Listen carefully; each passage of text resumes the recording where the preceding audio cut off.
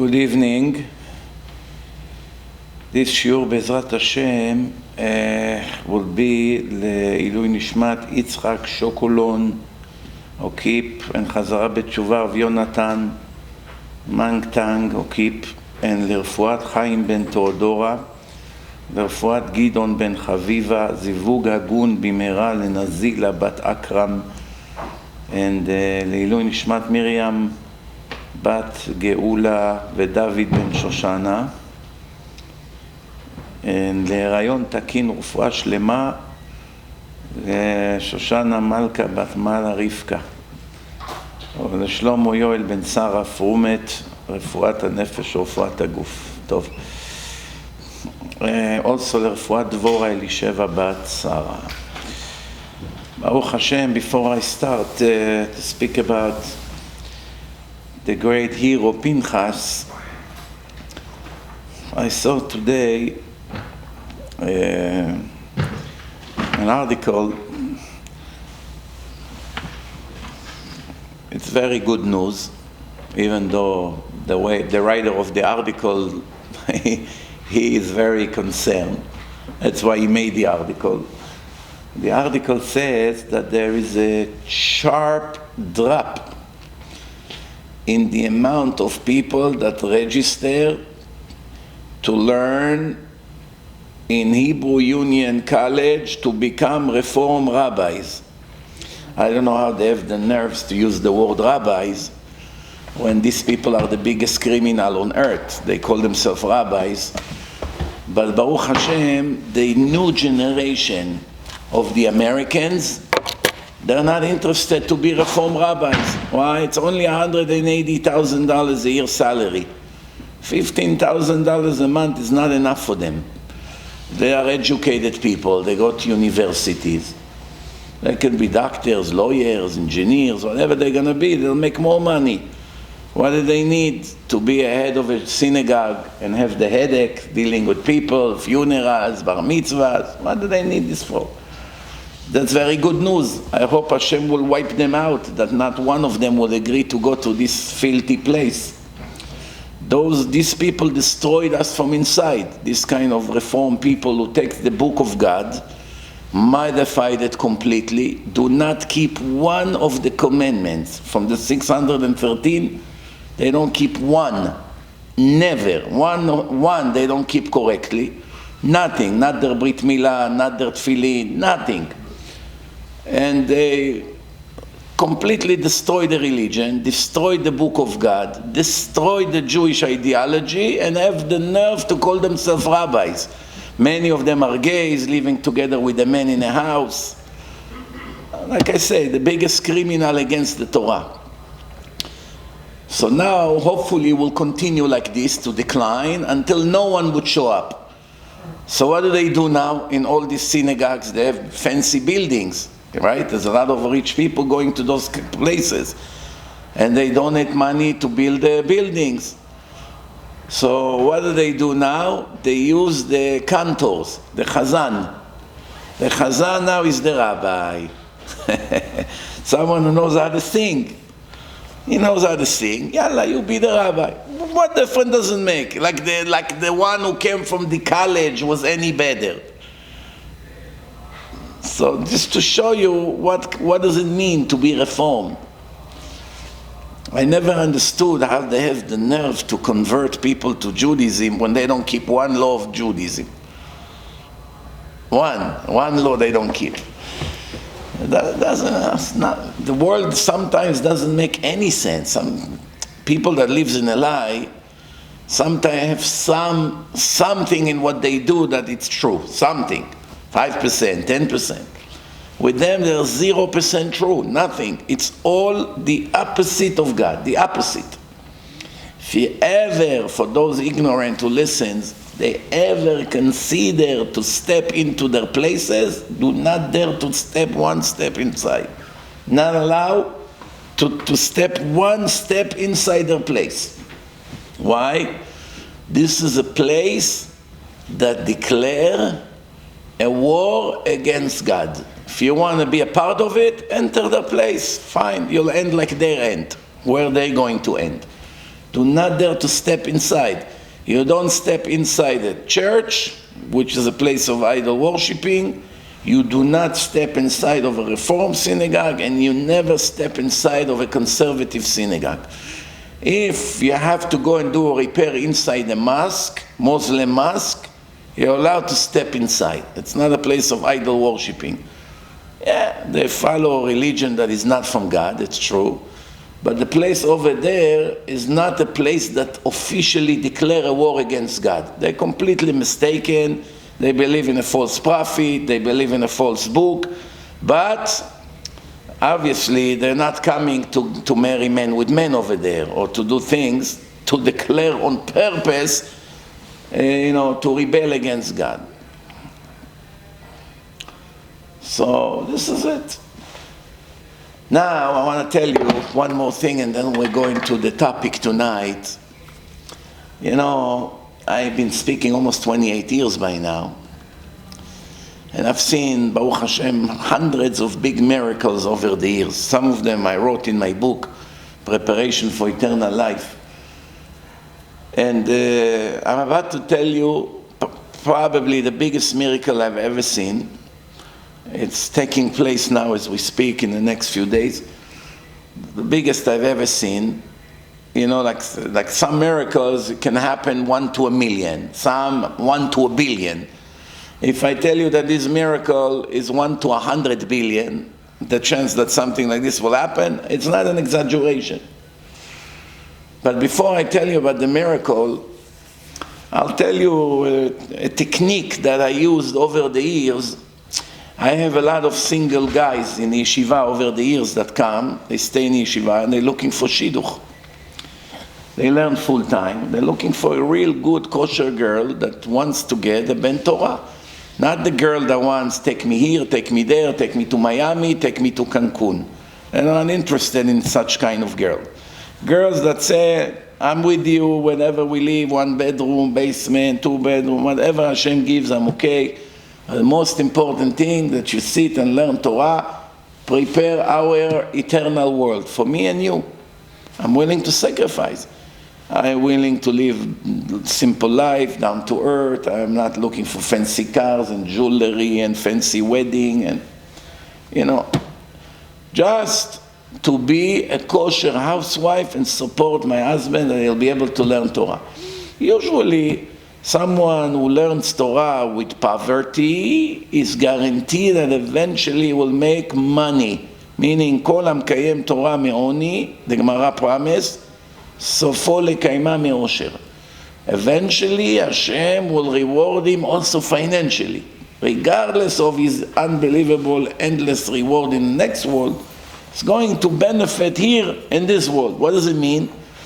Maybe he's going to become a rabbi of a synagogue, he's going to have connection, people will help him to invest, someone will get him into a business. There's always opportunities. People respect Talmidei Chachamim. If all you need is one nice, wealthy man that has a lot of money or a good investment to make, and he can make the rabbi rich. I've seen it. There was one in Monsey, big tzaddik, that was a big Baal Tzedakah, and he was very, very wealthy. He was the owner of a mortgage company. And he was giving money to everyone. He was very generous. And he had a rabbi that was learning with him, Gemara, Chevruta, for a few years. And one day just bought him a house in Monsey. Bought probably over $1 million. He just bought him a house.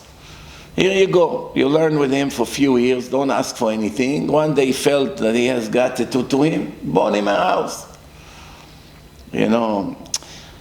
This tzaddik, it reminds me in 2008, few months before the big crash in mortgages, Fannie Mae, all these things that the banks started to collapse, the big balloon exploded. 6 months before, or maybe 4 months before, Rabbi Aderet still was living in Monsey. I told him, you should tell anyone you know that are in real estate to be now very careful. It's going to be a big crash. So he told me, why? I told him the economy will crash. He told me, what makes you think so? I told him it's very simple. Everything went up, up, up, up. They're raising now the interest rate, plus the energy prices doubled. Most of the Americans are middle class and less. They won't be able to pay the extra $2,000 a month expenses now on the interest and on the electric bill and the heat. They're just not going to have it. And they will start defaulting on the mortgages, and there's going to be over a million people, few million people who don't pay their mortgages. What do you think is going to happen to the bank? He looked at me. He got the logic behind it, and he went to tell this rich man that owned the mortgage company that he should sell it. And this guy is a tzaddik, he listens to Chachamim. He sold it for 150 million, and then after he sold it, a month later, everything crashed and he went down to 20 million, the value of the company. How much Hashem gave him? 130 million saving. Could have lost everything. Why? You can never lose from giving tzedakah. In the long run, tzedakah is the best protection in life, in everything. Not just say from death, like the Gemara promised, the Torah promised. tzedakah tatzil mimavet, Tzion betzedakah tifadeh, it says, that the nation of Israel will be redeemed with tzedakah. The tzedakah, an act of chesed, of kindness, helps a lot to save from tragedies. When Mashiach comes, the Gemara says, two things will save us, Torah and gmilut chasadim. Torah and kindness, and there's no bigger kindness than donations and helping and supporting and saving souls. Even the obligation in the Torah to give machatzit shekel, that every Jew must give, even the poorest one has to give machatzit shekel. The word machatzit means chetzi, half a shekel, which is the lowest amount. But make sure you give. Why? They want from everyone to give. So machatzit, how do you spell machatzit? Mem, chet, tzadik, yud, taf. What's the middle letter? What's the middle letter? Tzadik. Right? Ma tzadik, tzedakah. Tzadik, tzedakah. What's the two letters before and after the tzadik? Chet and yud. Chai. Life. If you're close to tzedakah, meaning it's a part of your life, it will give you life. It will save you from death. If you're far from tzedakah, what do you get? Met. What's the first letter? Mem. The last one is taf. So tzaddik is the middle. There are 5 letters. The middle one is tzedakah. The two ones that are attached to tzedakah is chet and yud, chai. The two that are further away, mem and taf, it's met, mavet, death. So it's just to show you that everything in the holy language is divine and deep. The more you learn the secrets of the alphabet, the more shocked and impressed you are. I always say, if someone normal and clever a little bit, he reads 10 pages of the meaning of the words of the Torah, just the meaning, and how beautiful and brilliant it is, that's enough. You get the point. It's a divine language. Nobody could ever figure it out, something like that, to invent such a divine language. But that's, I have a lecture about it, the secrets of the holy language. Sodot Belashon HaKodesh. So when the single guys come to me and say, I need a shidduch, you know, some of them came to yeshiva 25, some came when they're 30, some even older, some young, some comes 18, 19, 20, everyone with his package. So they say, wow, I think I'm praying already 2-3 years, nothing happened. I'm giving up, I'm desperate. אני מיואש, כבוד הרב, I'm desperate. So I say to them, let me ask you a question. Do you believe that Hashem can get you your shidduch in a second if He wants? Of course, I believe, but He doesn't want to give me. That's why I'm giving up. I'm yuash. Maybe I don't deserve. You know, everyone with his drama. Everyone has a drama. So I always liked, until today, I had a great technique to make them, to cheer them up. I say to them, who is in a worse condition? You, free and learn Torah and healthy, Baruch Hashem, or Igal Amir? the one that murdered the Prime Minister of Israel, Yitzhak Rabin, 20-something years ago, 25 years ago. Igal Amir, they put him in a cage, isolated. He does not see one prisoner at all. He doesn't go to dining room or play sport. He's isolated in a room. The only person he sees is the guard that gives him the food. They made him the most hated person in Israel. All day for years, they were spilling dirt on him, on the media, all these lefty liberals, Reshaim on the TV. Why? Because their hero was that lefty prime minister that brought the tragedy of Oslo to us. Until today we suffer from them. They brought 400 mass murderers, Arafat and all his hitmen, 400 murderers from Tunisia into Israel. And now you see the results of this tragedy. So he went and killed him for this reason. He saw what the tragedy that he made is going to give us. So he decided, I'm going to step and kill him. Not that he was permitted. Obviously, you cannot become a murderer, come and murder people. You need Sanhedrin for that. That actually relates a little bit to the topic of Pinhas that I'm about to talk about in a minute or two. But, so they put him in jail. He probably does not have a chance ever to come out. So, one day, you hear that a woman from Belarus, one of these Russian states, decided that she wants to marry him. He's in a cage. Nobody wants to look at him because they brainwash the people so much against him. She insists, I want to marry Igal Amir. So he gets married and have a child with her. He has a boy. In a cage, isolated, with no connection to the world. So I say to them, who has a higher chance to get married, you or him? Of course me. I'm free. I'm not in jail. I'm not in the media. Everyone hates me. So you see, the fact that you're not married, obviously it's in the hand of Hashem, and it depends on what you do. He went to jail. What did he do in jail? Sits all day, learn Gemara, learn Shulchan Aruch, became Talmid Chacham. Finished the whole Talmud few times, finished the whole Shulchan Aruch. When he was free, he was a Datiloni, very modern Orthodox with a little yarmulke, like our friend over there, size of a quarter, and walking with jeans, sandals, barely religious. Maybe he was keeping Shabbos, I doubt that as well. He was in university, took a gun and shot him. After he went to jail, at least now he learned 30 years Torah. Something good for him came out of it. He will never become Talmid Chacham in Bar-Ilan University. Never. Barely his children will even keep mitzvot. Nothing.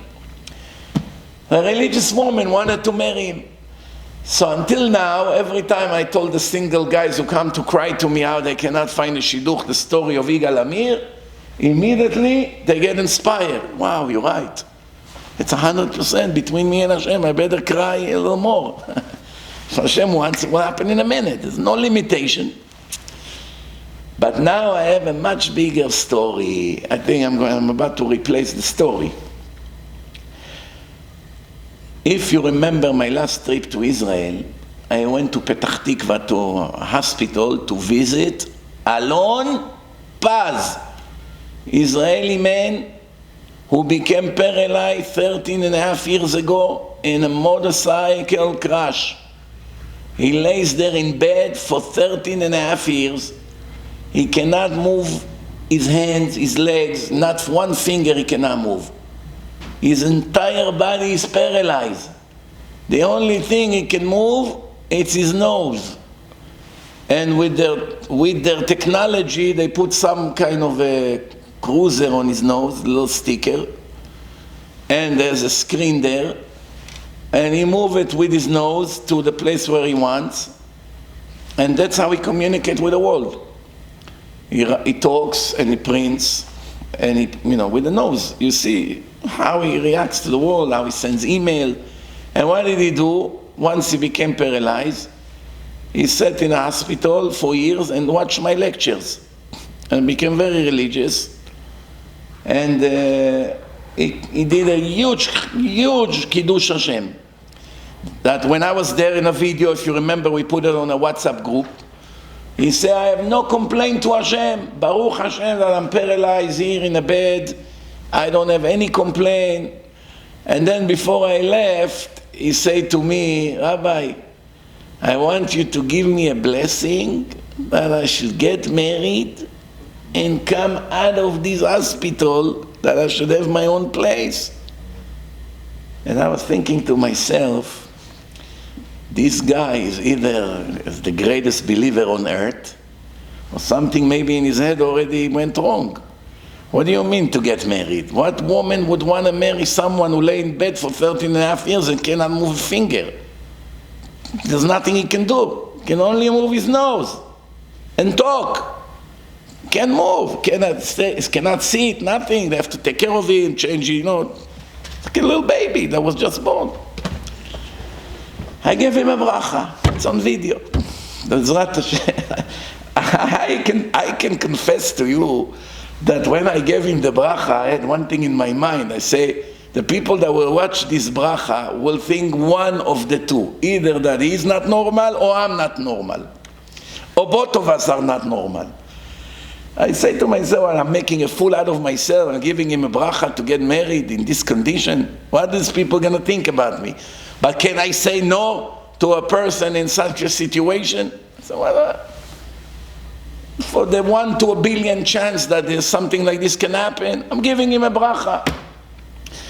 And I gave him the bracha with a broken heart, because he cannot be in that room and not have a broken heart. And now, Baruch Hashem, is getting married next month. He's getting married to a religious girl next month. Sent me an invitation to his wedding. They already make articles all over now. An unbelievable story. What are the chances that someone will agree? Igal Amir is in jail, he's in a cage, he's hated. This woman is religious. She hates the lefties, I would have to assume. She want to marry Dafka Oto. He's not a bad-looking guy. Now he became Talmid Chacham. She wants to marry him. He can function. He's locked in a room, but they give them a room for intimacy. That's prisoners. Once in a blue moon. But whatever the case is, they at least something. They can talk on the phone, they can move. But here it's unbelievable. This is just to show you that love and communication, it's 100% spiritual. Doesn't have to have physical intimacy. Of course, the relationship has to have intimacy and physical contact. But it can be a situation that a couple love each other in a soul, even if they're unable to have contact. Such as a prisoner, 30 years in prison. The wife stays loyal to him, doesn't leave him, doesn't ask for a get. He offers her, let me give you a get, you're young, can get remarried. No, I don't want anyone, just you. What for? What do you need me for? You come here 2, 3 times a week, talk to me on the phone, behind the glass. What does it give you? You can go free. No, that shows you that it's real love. If there are children involved, sometimes she does it more for the children. But let's say there's no children. Young couple, they marry a year or two, no kids, and he went to jail for 30 years. Then what? What does she need him for? She get a get, he suggests to give her a get. She can go and get remarried and have her own family and kids. She'll forget him after a year or two, no? If she sticks to him all these years, she refuses, that's a sign that it's real love out there. Otherwise, why else would she sacrifice her entire life? And that's a big test. There was a woman in Israel that her husband got that sickness, I think, what's the name of it? MLS? MS. Huh? Multiple sclerosis. Yes, they cannot move. Can't even swallow the saliva. They needs to suck it out. And he has seizures. From time to time, he has seizures. And they move him into the house. And every time he has seizure, the woman has to come and do something, press a button, and that saves his life. If she doesn't do it, he dies. And she's alone, there's no kids. He got it right after they got married. And everybody tells her, why do you need to save his life? It's not good for you, and it's not good for him. Just let him go naturally. On the next seizure, don't press the button. To disconnect him from the machine, you're not allowed.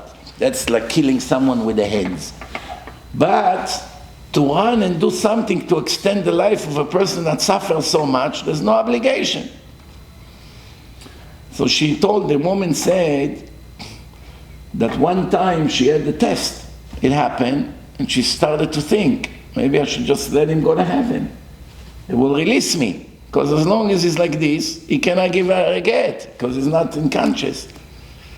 You need someone to be unconscious to give a get. If someone lost his mind, or he's not unconscious, or he's in coma, that's it. The woman is stuck for life until he dies. And here she has an opportunity to go free. And what happened after that? She ran quickly and she pressed the button there. And a few days later, it happened again, and she pressed the button again, but this time it didn't help, and he died. So think about it. If she would not run and extend his life 3 days earlier, he would die, she would meet someone, and always in the back of her mind, she will feel guilty for letting her ex-husband die, right? She would suffer always. Always things would happen to her, she would think, Hashem is punishing me. It's my fault. I brought it on myself. I should have never done it. That. Now, she did everything by the book. She was fair, lifnim mishorat hadin, and Hashem took him anyway, and she got free, and she was able to get remarried. Sometimes there's a test that can affect the entire life right there. You pass the test, from now on everything will work out. You fail the test, you pay the price. You can pay the price and there's no mercy after that. Once Hashem made a decree, that's it.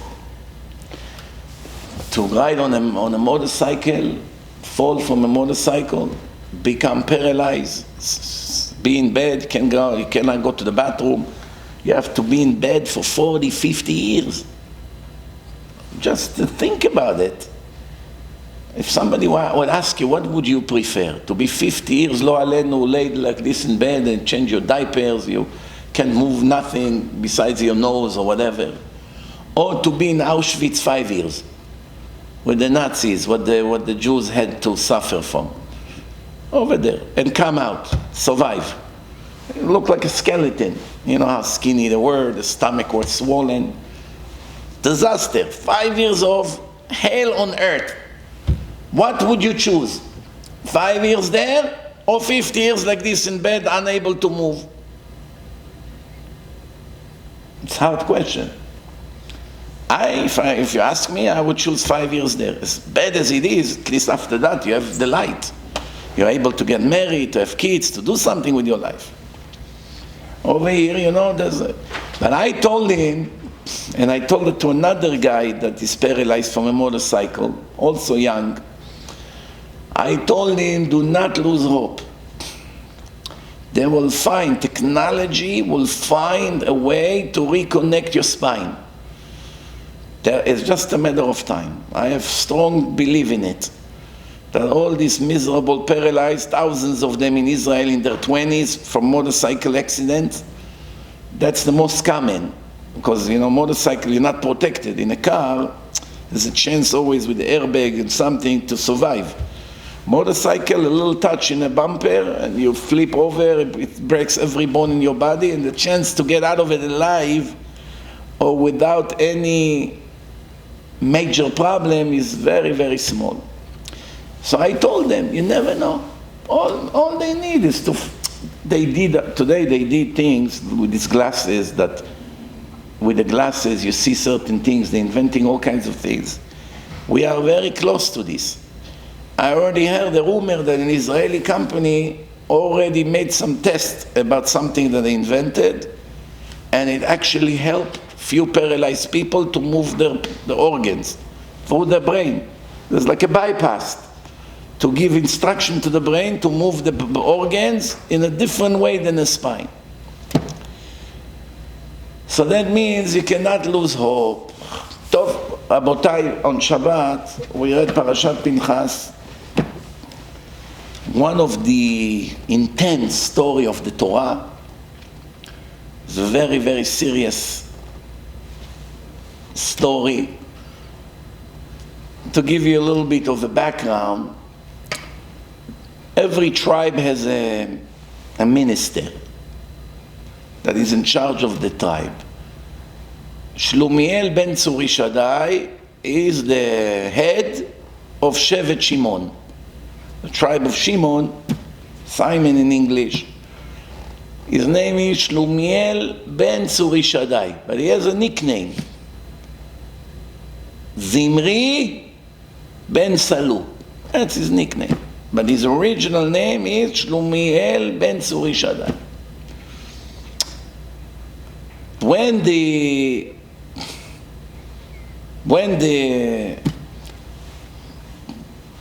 Bileam gave an advice to Balak to take the pretty goyot, the girls, and flood the area with nice looking girls. He said, I tried to curse the Jewish nation, but God tricked me. I know to aim to those few seconds per day that the judgment in heaven is very strong. When I curse someone, it's finished. But God, out of his love to his Jewish people, to the kids of the chosen people, those days that I wanted to curse, he did not change to this mode. There was no serious judgment mode. So my curse would not be productive. It wouldn't help. Plus, God told me, don't go with them, with the messengers, the ministers that Balak sent to bring Bileam, to give him money to curse the Jewish nation. First, Hashem told him, don't go. Then when he saw that he's anxious to go, the king invites him, he gets the show off, they give him respect, he's going to get tons of money, and anyway he hates the Jews. So, who wouldn't want to get paid millions for something he would love to do for free? That's why I always say about all these basketball players in the NBA, before they became professional stars who make $30-40 million a year, what do you think they did all their life? Play basketball all day for free. In Harlem, in here, in there, New Orleans, all these places.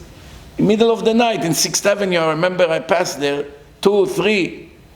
There's games all the time. There's a projector, 6th Avenue in Houston over there, there's a court. Until today, they play basketball.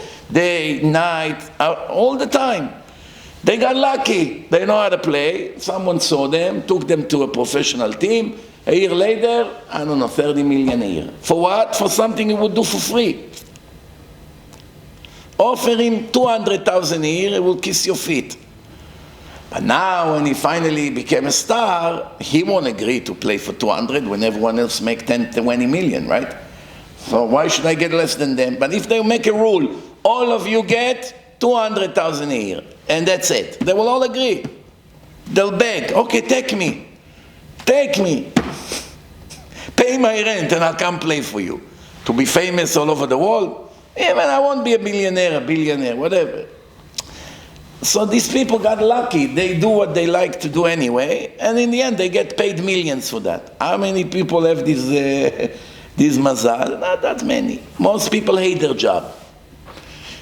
Either they hate the nature of the job, or they hate the people that works with them, which is just as bad. If you hate what you do, you suffer every day to do it.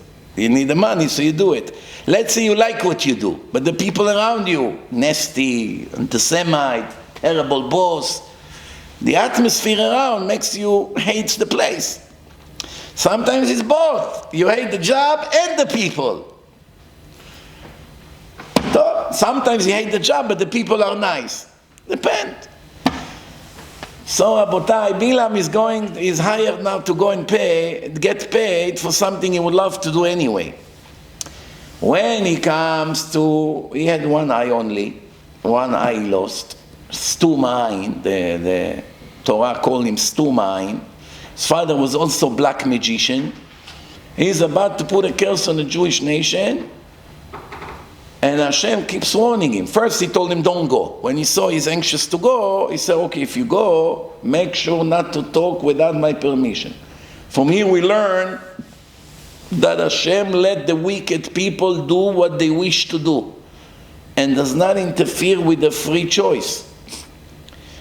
Unless a massive disaster can come out of it, like he's a king of a country and he wants to turn into a war now and thousands will die. So Hashem has to make a decision now. Thousands deserve to die? If yes, he will put in his mind to go into a war, like Putin. You see now, both sides are losing a lot of casualties. That's what Hashem wanted. If Hashem didn't want it, either would convince Putin not to do it, or he will take him away from the world the day before. Give him some heart attack. Better to do that than to make 200,000 or 300,000 people die. And cities are destroyed completely, which also can lead to a nuclear. It's very, very high chance that it will end with some nuclear bomb in the end. As long as Putin has what to lose, he won't dump any bomb like this. But if he will see that it's finished, everything's possible. The next thing, before you realize, he's going to dump some bomb on them, you're going to hear 1 million people die, that can lead to Gog Magog. The whole world will be shaking. Everything's possible. But Bileam is about to curse the nation, and the nation is going to suffer, and Hashem is not agreeing with that. So one thing he does, he doesn't get angry in those minutes, meaning the judgment doesn't go into effect, midat adin. And at the same time, he tells him, do not talk unless I allow you, and in the end he comes to curse, and in the end he says the prophecy, which is all blessing. All blessings. And Balak say to him, I'm hiring you, I'm paying you, I brought you all the way here. You told me to make all these sacrifices on stages. After everything you told us and we did, now you came to bless them? And what did he say? I'm sorry. I told you from day one, I can only say what God allows me to say, and it doesn't allow me to curse them. So the question is, I don't understand. If God did not turn the judge into the judgment mode, what does he care what he say? Let him curse as much as he wants. If the curse only work in those few seconds that Hashem is in judgment mode, like the Gemara in Masechet Brachot says. The beginning, the few first pages, the Gemara discuss this.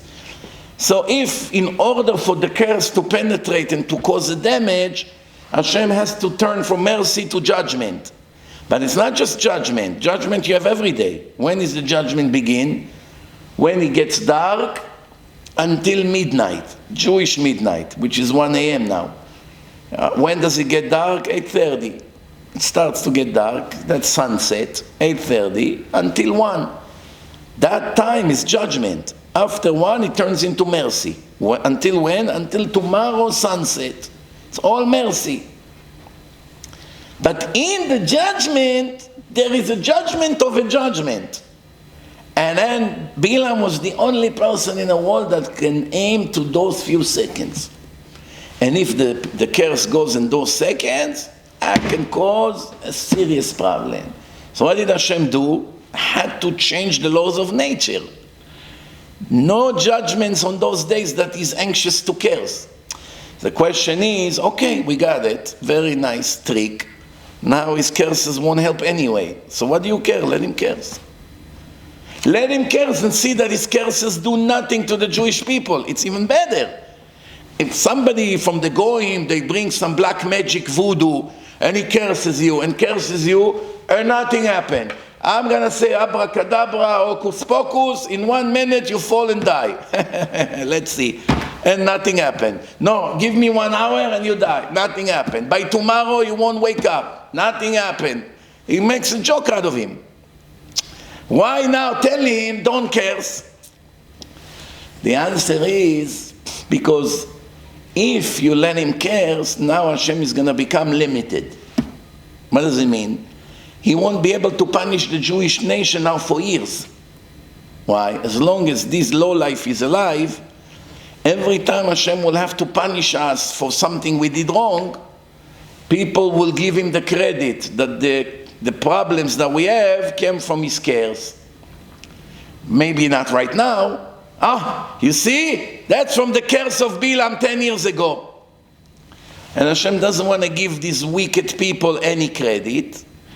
Therefore, he told him, don't curse. Same thing happened with Lavan and Betuel. Lavan and Betuel, they started to bless Rivka. Rivka is a little girl, 12 years old. She's going now with Eliezer to get married to Yitzchak. Yitzchak is 40, she's 12. They wait for her to become a woman, and then there's a marriage. So, what happened? They give her a blessing that she should multiply and have a lot of children. That's the reason the Gemara said that she became barren. Why? Because if she will have a lot of kids, like the way it's supposed to be, everyone will give credit to these wicked lowlifes, which are also murderers. Thieves, crooks, murderers, idol worshippers, serious Reshaim, Lavan and Betuel. Betuel is his father. If Rivka right away will conceive and have a lot of kids, everyone would say, that's thanks to the blessing of Lavan and Betuel. For that, she was barren. What do you learn from here if you're clever? That if you go to a fake rabbi, a fake baba, a fake kabbalist, and he gives you a blessing in public, especially today with all these videos, that could be the reason for all your suffering. Why? Because Hashem doesn't want to give you what he blessed you with, because he doesn't want this Rasha to get the credit. So you actually ruined it for yourself. Not that you didn't help yourself. You were supposed to get kids anyway. Because you went to this Rasha, now you don't get. Of course, only Hashem knows when and what. We do not know. It's very hard to know. But that's already not a good thing to do. That's why what do you have to do? You have to trust Hashem only. Today I got an email from a woman from Israel. She said to me, I'm shocked. But my husband had symptoms and pain, and the doctors were afraid that he has cancer. So they call, all these CAT scans, all MRI. It takes time until you get the results. So someone told us, go to this big famous kabbalist. Very famous. Many people go to that kabbalist. And when we went there, he said to my husband, don't worry. You won't have anything. You are healthy. He says, so I shouldn't continue the treatment? Told me, don't worry, you're healthy. You don't have anything. But after, I'm supposed to go next week. Doctors will go over the results of the x-ray. I said to him, don't worry. I give you a blessing and you'll be fine. And today they found out he has cancer.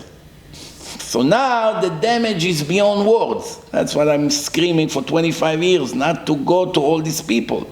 Everybody thinks he's a god or something.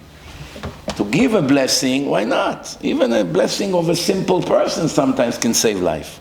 Needless to say, someone that learns a lot of Torah and is really righteous. But to play that you are God, that's already a big problem. Especially when Hashem has his other plan, and it contradicts what you say, and then what are the people going to say? So the righteous are nothing. They don't know anything from their life. So she said to me, I'm so shocked. We came out of there so happy. We are sure that that's it. There's nothing to worry about. And today I got the shock of my life. Now my husband has to start all the treatment, may be living, maybe not. How do you explain that? So I say to her, first of all, I'm very upset to hear about your husband. Hopefully you will have full recovery. But if you would listen to my lectures, you wouldn't be shocked at all. You would not go to that person to begin with.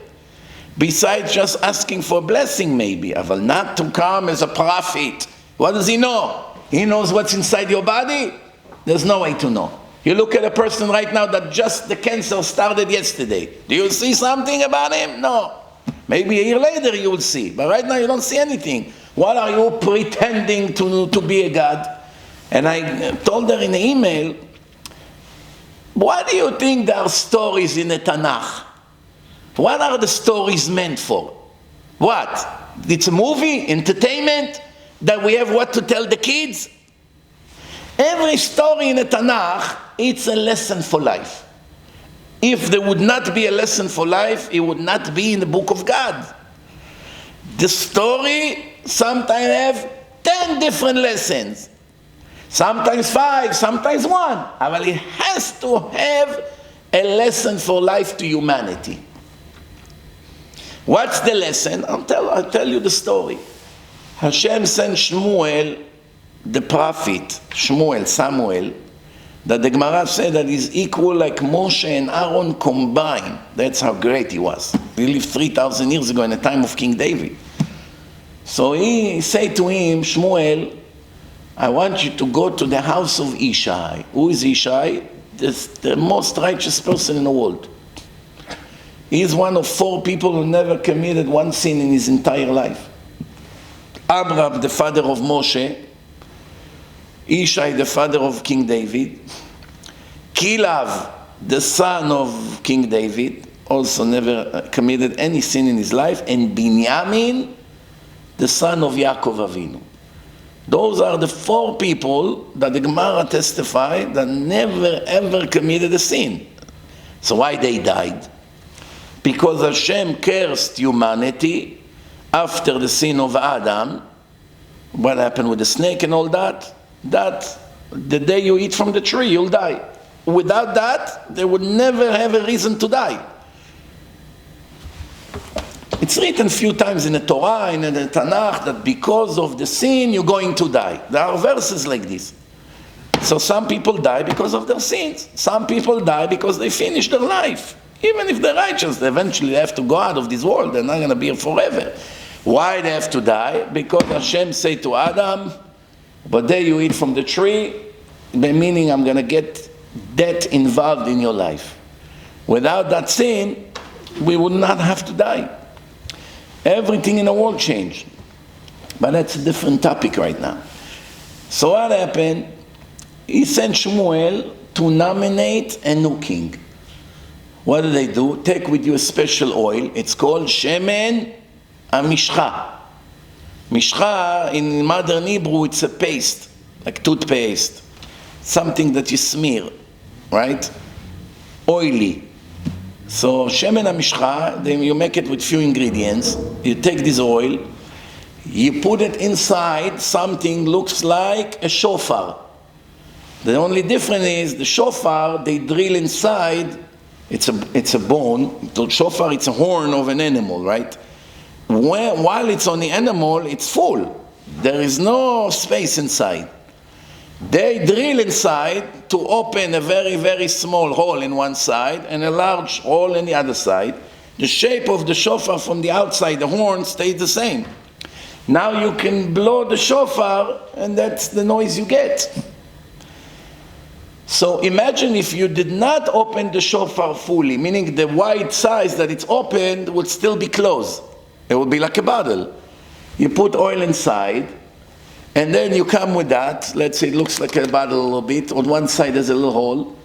Once you spill the oil on the head of the person that God told you to nominate to be the new king of Israel, when the oil touched his head, that second he became a king. Meaning, who cares? He didn't go to the palace yet. He didn't get his clothes. He didn't get his army. Nothing yet. He's still in the house of his father. But the minute the oil touched him, if you went and cursed him now, you must be killed. Why? It's rebelling against the king. But he dressed like a regular person. Doesn't matter. Once the oil touched his head, he's the new king. Now Shmuel comes, you see all the sons of Ishai, they all sit over there, they all stand over there, they're all tall and handsome and righteous. First one, and the oil doesn't spill. Next, third, fourth, fifth, nothing. He said to Ishai, I don't understand. None of these sons is the king. But Hashem told me to come here, the king will be here. You have to have another son. Hashem doesn't make mistakes. Ishai said, no, I cannot be that son. Yeah, I have another son, but I try to make sure that he's not going to be around. Why? There's a story behind it. Let's not get into it. He's with the sheep there, playing flute in a mountain. His name is David. I promise you it's not him. Shmuel said, besides him, there's anybody else? And no, those and him. Bring him. It has to be him. When David came, the oil jumped from the horn, from the shofar, to his head. He didn't need to spill it. Like this, miracle. Right to his head.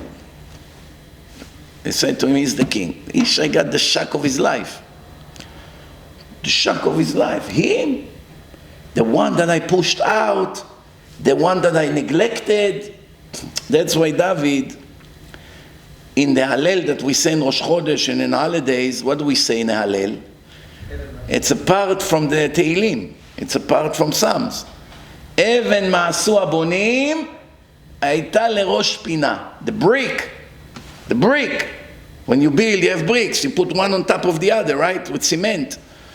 The brick that all the builders threw to the side, nobody wanted to use, became the center of the building. Became the most important brick in a building. Meaning, that nobody wanted me, everyone pushed me, everyone made fun of me, everyone threw me away, became the king of the nation of God. So he wrote that by a hint. Even ma'asu abonim הייתה לראש פינה. Also he said in Hallel, אני עבדך, I'm your servant, אני עבדך בן אמתך. I'm your servant, I'm the servant, son of your female servant. Who would say such a thing when his father is the most important righteous person in the world? If your father Ishai, the Mashiach has to come from him. He is from a royal family. He is the most righteous person in the world. He is a huge Talmid Chacham. Everyone admire him. And your mother, with all due respect, she's a righteous woman, but she's not the most righteous man in the world. She's not a Talmid Chacham. Mashiach doesn't come from her necessarily. What was her name? Who knows? What was the name of the wife of Ishai? The name was Nitzevet Bat Adael. Nitzevet, that was her name. Nitzevet. Tov. Nitzevet, she was the only one who was very nice to David because she knew the truth. So she always protected him, she was always nice to him. So in the Hallel, in the Tehillim, he wrote, אני עבדך בן אמתך. I am your servant, the son of her, not the son of him. Everything has reasons. Tov. So I gave this woman an explanation. I say, Shmuel, that equal like Moshe and Aaron, much better than the rabbi you went to, he could not see anything from the inside. He only saw how they look nice and tall and righteous. But he didn't know. So Hashem told him, a man can only see from the outside. I am the only one that can see from the inside. So if Shmuel couldn't see, what makes you think that that rabbi that you went to can see if your husband has cancer or not? She said, now I got it. So that's a message for every one of you. Do not ever be fooled by any human being, as great as he may be, to think that he is a replacement to Hashem, that he has divine power. He has siyata dishmaya, yes. His blessings are better than other people's blessings, yes. Good to get advice from him, yes. He's gonna play and decide if you live or not, no. He knows what you have, what you don't have, no. He doesn't. That's why when you're sick, you need to go to the doctor. Before you go to the doctor, you pass by the rabbi.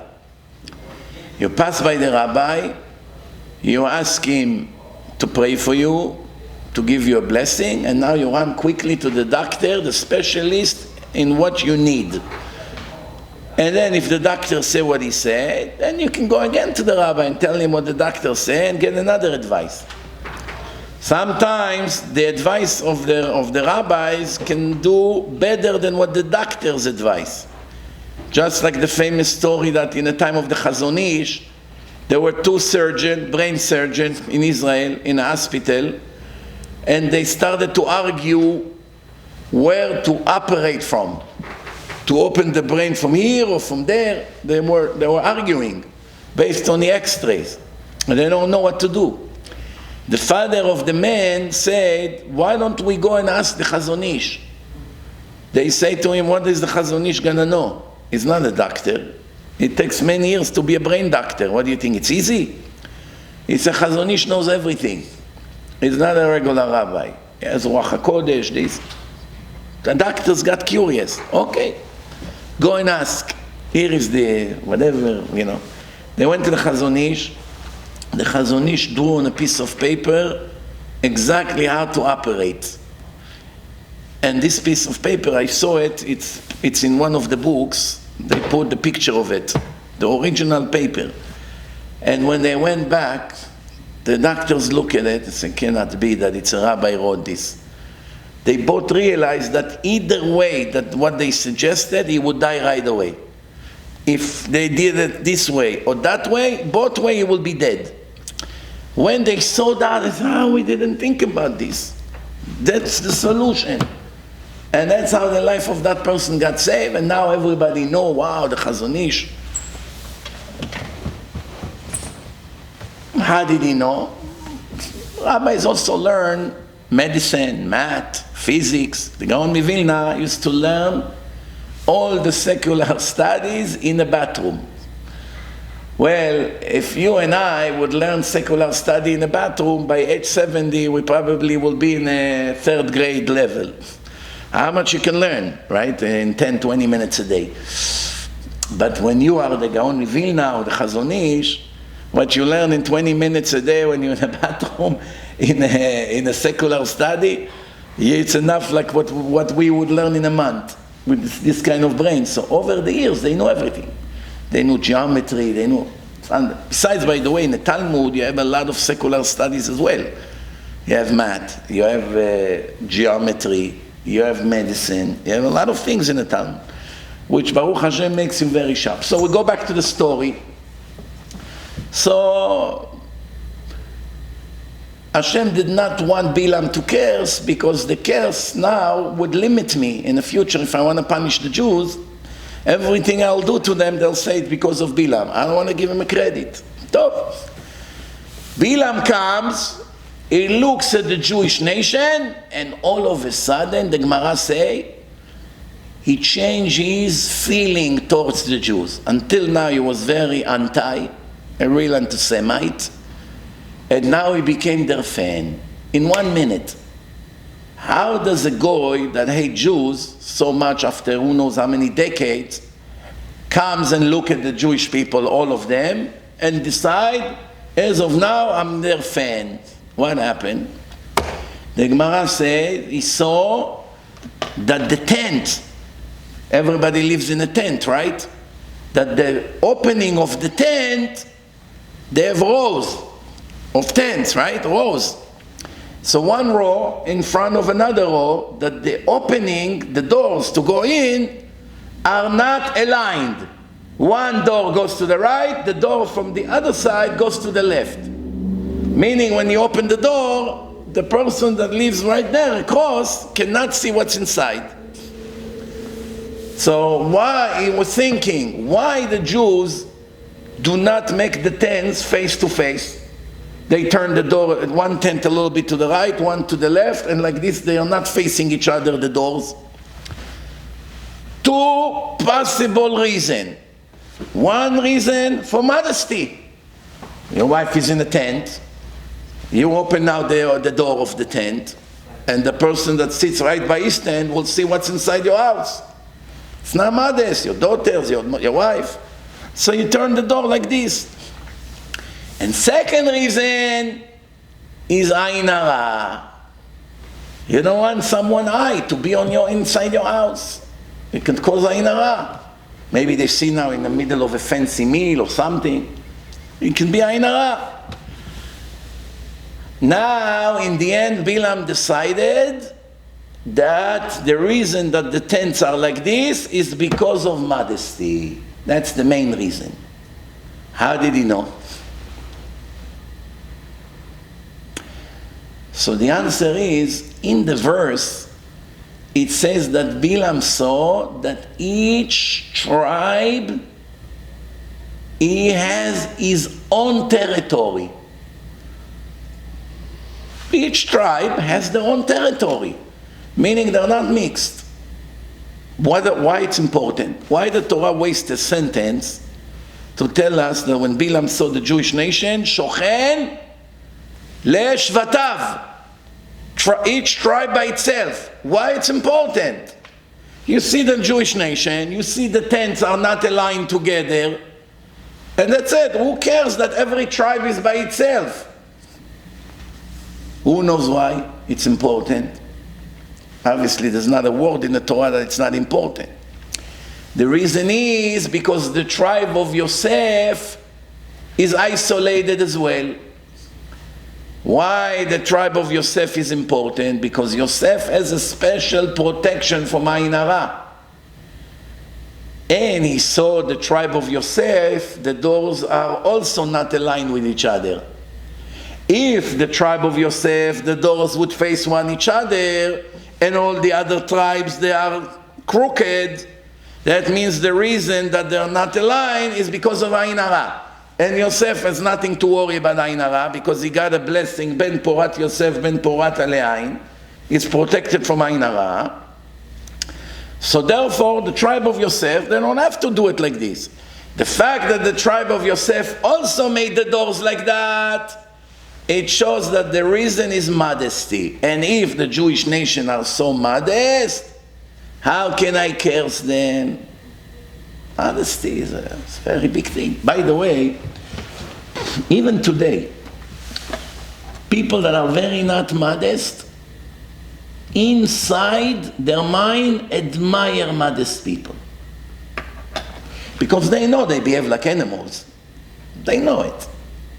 Women that walks with no clothes on the street, they know it's low life. They know it's low class. They know it's cheap. All the men who likes to look at these women, if you tell them your mother or your daughter or your sister will walk like this in the street, he gets angry. How many brothers see the sister about to leave the house in a horrible, provocative dress, the way she dressed, and they begin to fight with her? Look at you, look how you look, you're so cheap, you saw this, you saw that. But when he goes on the street and he sees a different girl like this, he's very excited. What happened? You just told your sister an hour ago, look at you, you're low life.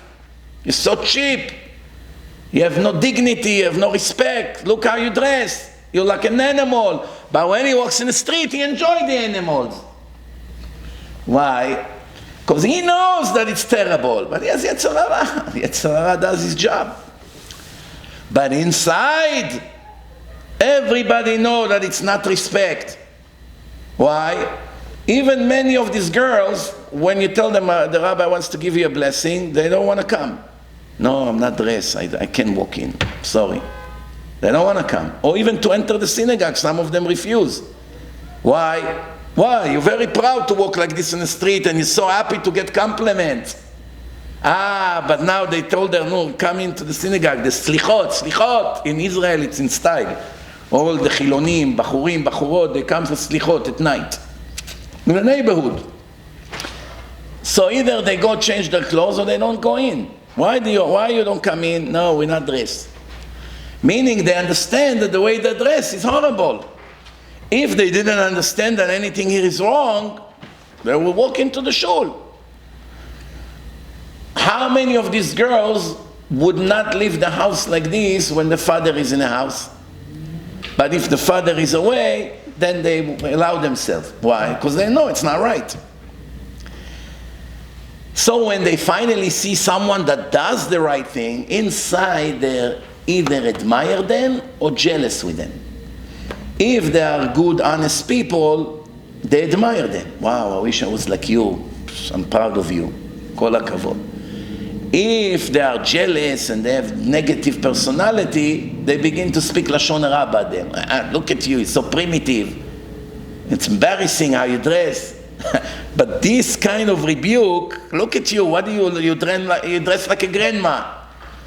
That just shows how much she suffers inside, that she's not like that. It's all psychology. So Rabotai, Bileam, in the end he got paid. He has to give something. So he said to Balak, I'm giving you an advice. I'm giving you an advice. If you want their God to be angry at them, something better than my cares. Just put your pretty girls on the street. They will run to them and they already commit sins. That's what they did. Now they made the girls open boots, you know, like a show, big show, like they have this Vegas show, Jacob Javits Center shows. What are they selling? Linen. Why linen? Because the nation of Israel came out of Egypt, the only clothes they have is wool. They have sheep, they sew. Wool in the desert makes you sweat a lot, it's very hot. Who wants to wear wool now in 90 degrees? Linen, it's refreshing, light, cool. You don't suffer the heat so much. But where are you going to get linen in the desert? The linen doesn't grow in the desert. Linen, it's like cotton. You need a place, a farm, a place to grow linen. These goyim, the goyot, they have linen. They put it outside, and the Jews say, wow, let's buy some clothes, linen clothes. And then outside they put an older woman, doesn't look so great. And they say, yeah, do you have anything better? Yeah. You have to go inside, we have the good merchandise inside. He goes inside, they see, wow, such a pretty girl, young, smiling to him. Hi, how you doing? Like in Uman. You know Uman in Ukraine? People go, let's go to Uman Rosh Hashanah, Uman Rosh Hashanah, Uman, directly to hell from there. They go to Uman supposedly to pray by the grave of Rabbi Nachman Mibreslev. And when they get there, all these Ukrainian girls begging them to make a scene with them, begging them. Some of them are really righteous and strong. They're not coming for that, obviously. So they don't go even to the booths over there. But many of them are Mechalelei Shabbat B'chlal. They're not even religious. They're just starting to show interest to become religious. And the friends drag them, you have to come. He gets over there with all this, Hashem Yirachem, what's happening there. I had one Baal Tshuva 20-something years ago, that Baruch Hashem, I made him move from Manhattan to Monsey, and he decided to go see what's going on in Uman. When he came back, he brought me those Russian fair hats. You know those Russian hats that he goes and also cover the ears? Back then, 25 years ago, it was $300 in a store. Today it's probably $1,000. It was $300 then, and he bought it for $7. There, over there in Ukraine, in Uman. Very cheap. So if you're there, you might as well buy some things that over here cost 20 times more or 30 times more.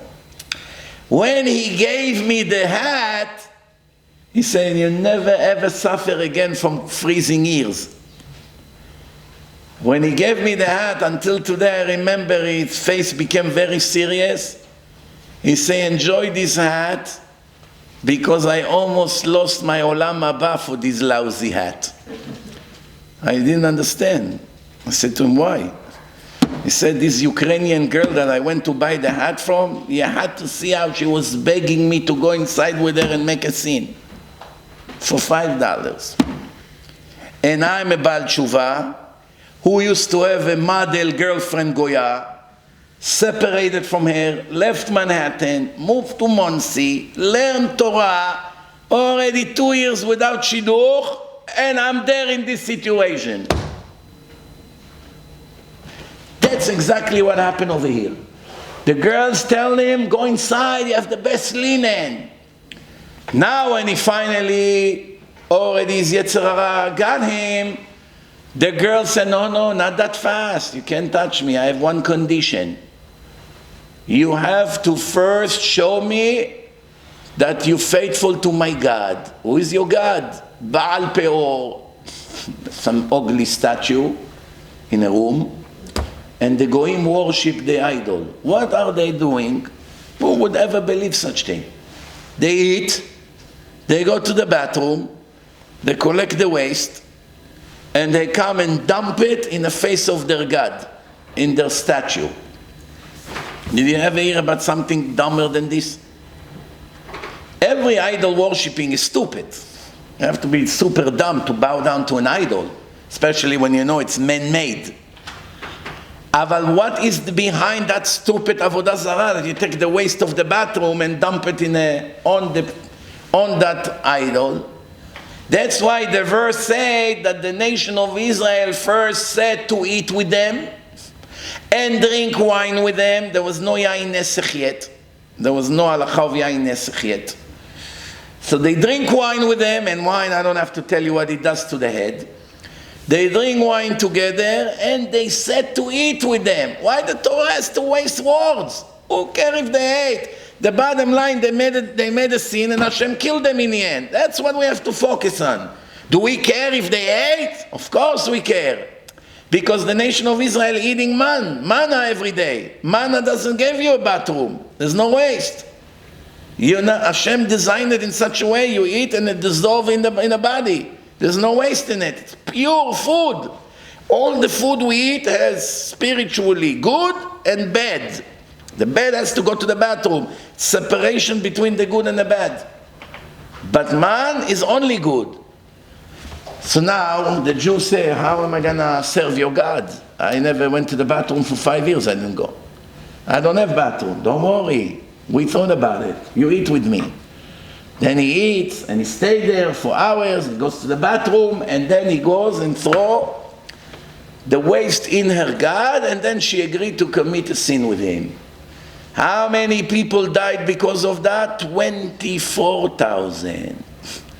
Now that's where the story began of Parashat Pinhas.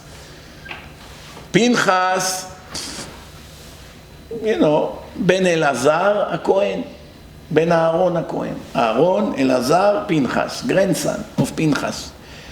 From his mother's side, his grandfather was Yitro, who used to be the Pope, the master of Avodah Zarah. This Zimri ben Salu, Shlumiel ben Tzurishaddai, when they made a bed din, they called the head of the tribes to decide what to do with the Jews who commit sins. They didn't call him. Everybody came to him and said, hey, Shlumiel, what happened? Moshe doesn't count you. How come they didn't call you to the courtroom, to the bed din? You're not important? When you touch a person's ego, now the war begins. They didn't call me. I'm going to teach Moshe a lesson. He goes to Midian. He asks, who's the most important girl over here? She's the daughter of the king. Kozvi Batsur. What was her real name? What was her name? Shvilnai. What was her real name? Why they call her Kozvi? It comes from the word kazav. Kizva. Dibarnu kazav. Kazav means false, lies. Lies. Why they changed their name to lie? Because her father told her, if you want to commit a sin with those Jews, like other girls do, I only allow you if it's going to be the highest one. You are my daughter, I'm a king. You're not just going to go with every Jew. If you come and tell me that you met the greatest Jew from this nation, I will allow it. So she said to him, I'm sorry, I cannot come with you. I can only go with Moshe, because he's your leader. He said, no, don't worry, I'm higher than Moshe. I'm higher than Moshe. I am Shevet Shimon, he's Shevet Levi. I'm higher. And I'm the head of Shevet Shimon, he's behind me. Levi is behind us. He convinced her. Because she lied to her father, and she went with someone that wasn't the greatest, they changed her name in the Torah to Kozvi Batsur. Tov. He brings her now in front of Moshe and the entire nation. He brings her into his house, into his tent. And he asks Moshe, tell me, she's permitted? Permitted to me? Moshe said, no, cannot go with the Goya. He said, how come you went with the Goya? Who is your wife, Tzipora? She's the daughter of Yitro. What is the difference? So the question is really not fair question. Why? Because first of all, Moshe did it before the Torah was given. He did it after the Torah was given. Before the Torah was given, there was no clear rule against it.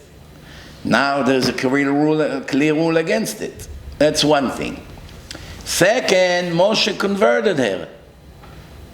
Converted her according to the laws of conversion before Matan Torah, which was what? Will you accept the God of Israel to be your God? Will you accept the 7 laws of Noah? Would you not murder? You will not steal? You believe in one God? You won't be an idol worshipper? You will not commit sex crimes with the 7 relatives? No homosexuality? You won't eat animals unless they dead first? Yes, I accept it. So no more idols. Yes, no more idols. Okay, now you're a Jew. There's no Jews yet. It's Hebrews. That's it. You're righteous Gentile. We're all righteous Gentile. We didn't get the Torah yet. So Moshe did nothing wrong. He comes after the Torah was given. He's already holding her, bring her, and everyone cries. The Torah says, and everyone that was there was crying. Today, when you find out a Jew just met a non-Jewish girl and is about to marry her, how many people cry? Not even his parents. That's how bad the situation became. There used to be days that the parents would cry. Now even the parents are not crying. And by the secular Israeli, some of these fools, oh, she's a great girl, they make a big party. No shame. Their grandparents in Iran or in Syria or in Yemen or in Ashkenaz would die not to marry someone from another nation. They know how much it would upset Hashem. And they not only they don't cry, they make a big party. No shame. ברוך אתה אדוני אלוהינו מלך העולם שהכל נהיה בדברו. So he said, if you tell me that your wife, she's a daughter of a king, so it makes a difference. I also brought a daughter of a king. You have a Goya, I have a Goya. You have a princess, I have a princess. Moshe froze. Pinhas got up and said, Rebbe, you told us the law. What's the law? The law is, Aboel Aramit Kanaim Pogim bo. Someone that does it for the sake of a sin, in public, with no shame, on purpose to get everyone upset and to get Hashem angry, in the middle of the act, only then, when they are touched together, if there is someone among the Jewish nation that is zealous to Hashem, it's in a very high level, zealous, meaning not because he hates him, not because he's jealous, not because he has personal, vendetta with him or anything like that. Just for the sake of heaven, he's allowed to kill him in the middle of the act, and it's not considered a murder. Today, no one is zealous to Hashem. Already more than 2,000 years, there's no one that is zealous purely to Hashem. Some people have zealousy to Hashem, but they also have other reasons. Here, nobody is allowed to do it. That's why the Gemara already say, halacha ve'en morim ken. That's the law, and no one should tell anyone that law. Meaning, if someone come and ask you, my cousin has a non-Jewish girlfriend, can I call him in the middle of the act and kill him? The answer is no. Why not? Pinhas did it. You're not Pinhas. Why? It bothers me. I feel very bad for Hashem. Breathe and relax. You're not Pinhas. From Pinhas, there's no more zealousy. Everyone is. Pinhas goes, he takes the spear, he sticks it to both of them. The Gemara says 6 miracles happened to him. First, that he was able to stick it to them and they didn't die right away, because Pinhas is a Kohen. If they would die right away, it would become impure. He won't be able to be a Kohen in a service of Avodat HaKodesh. So he needs to take them out, dump them in front of everyone, and leave before he dies. Plus, it's very hard. Who can lift 2 people with a spear? Do you know how powerful you have to be? Plus, the shape of the tent, when you lift something like this, how are you going to fit? There's a lot of miracles that happen. The Gemara brings a list of all the miracles that happen here. And once Pinhas did it, the Torah say, Pinhas ben Elazar ben Aaron HaKohen eshiv et chamati me'al bnei Israel. Pinhas took down all the anger that I had towards the Jewish nation. As results of that, the death, the pandemic, will stop right here. How many already died? 24,000. When Pinhas picked them up like that, he said to Hashem, for these lowlifes, 24,000 people will die? That was his words. So that's the story. Now you know the story. Now we have to ask a few questions. What's happening here? The Jewish nation that were there was also the tribe of Shimon. They are very angry. He just killed their leader, their rabbi, the head of the tribe of Shimon.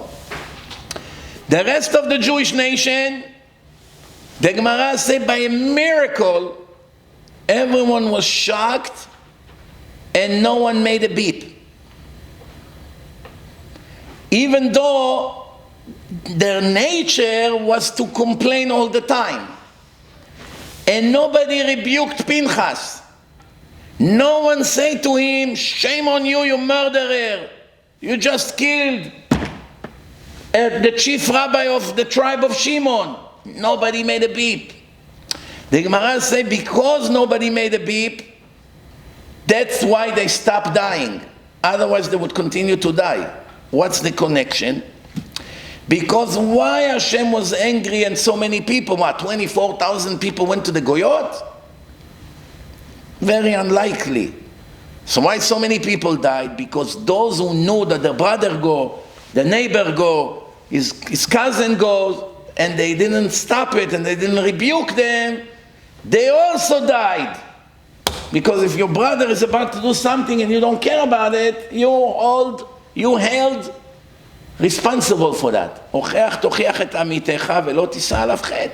you don't rebuke your colleague, you get the sin just like him. It's clear verse in the Torah. So now, until now, the Satan was saying, look at them, they don't even care. This guy went with the Goya, this one. Nobody did anything to stop it. And a lot of them also started to die. Now when they didn't rebuke Pinhas, even though they were very angry for what he did, he just killed a Jew in front of their eyes for this, because they didn't rebuke, the Satan could not continue with his argument.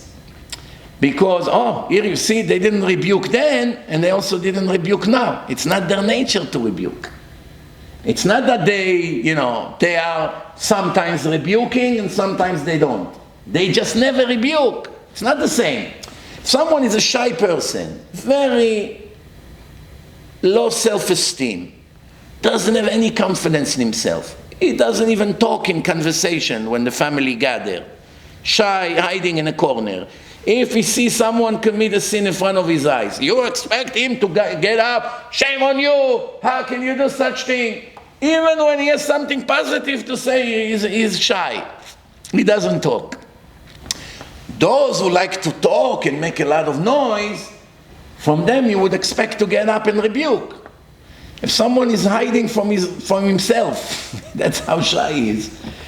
The claim against him why he did not rebuke is not as strong as someone who is a politician who always have what to say. You get the logic here or not? So when they were quiet, it actually worked for their own good. Because if they would come and say to Pinhas, shame on you, how did you just kill him? Who gave you permission to kill him? You should have pushed him out. You should give him a punishment. Why all of a sudden, who do you think you are? You became God? You just killed someone? And the Torah, and they started to talk Lashon Hara about him after.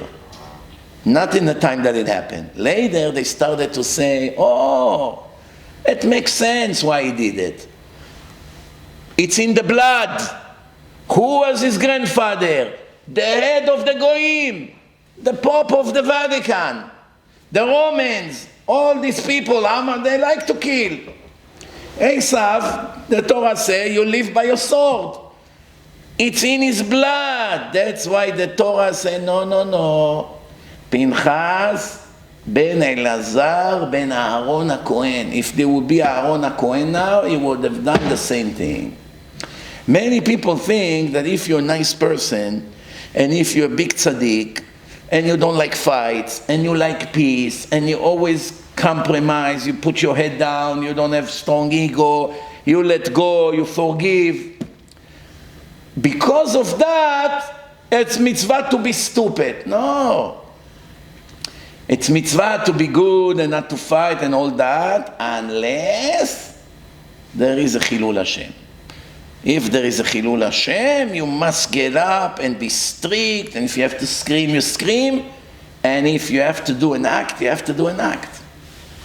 And Aaron HaKohen would have done the same thing. That's why it's mentioned here in the verse. And what's the reward that Pinhas got? Briti aita ito hachaim v'ashalom. I give him an eternal covenant to always have life and peace. Ve'etnam lo morav iraeni. I give him a special blessing that will always fear me. This is the answer to all the fools who say, hey, you shouldn't serve Hashem out of fear.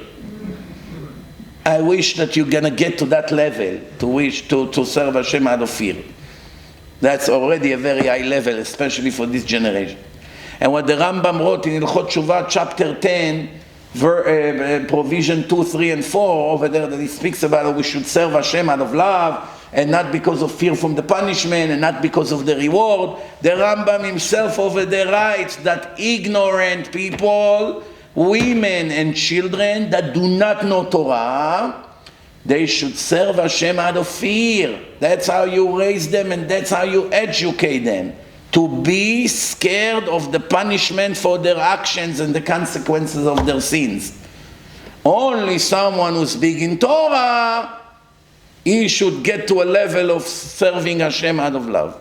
And today, almost no one in the world is Talmid Chacham. Everyone is Amei Aratzot. That's why the only thing works is to do tshuva out of fear. And after a few years, the love slowly will come in. That's why the Torah always say, Le'ira u'le'ava et Hashem. It says many times Ira first. Sometimes it says Ahava first. But it's not that, you should know that fear is a very high level. And here Pinhas is getting a blessing from Hashem. Pinhas, I'm blessing you, you always be scared of me. That's the blessing you have to give me now? Yes, what do you think? It's something simple? I just gave you a very big blessing. Here. בריתי הייתה איתו החיים והשלום, ואתנם לו מורא, I give him fear, ויראני, that he should fear me. Right? ומפני שמי ניחתו, when he hear my name is shaking. Why? Pinhas, why are you so nervous? I say the name of Hashem, shaking. What do you think? I fear. It's very high level. Torah temet הייתה בפיו. The Torah that will come out of his mouth will always be true. Because some Torah that people teach, as you all know, it's complete heresy and lies. ועוולה לא נמצא בשפתיו. Nothing wrong will be between his lips. בשלום ובמישור הלך איתי. He went with me in peace and straight. מישור means something straight. ורבים השיב מעוון. And he will make many other people stop with their sins. Meaning he's going to do kiruv. I give him a special blessing that he will be mekarev many of the people to be closer to Hashem. כי שפתי כהן ישמרו דעת.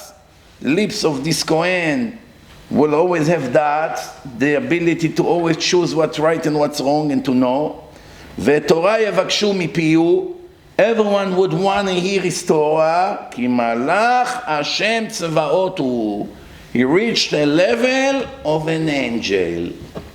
What does it mean, a level of an angel? An angel doesn't commit sins, doesn't have יצר הרע. He's already protected. כל המזכה את הרבים, אין חטא בא על ידו.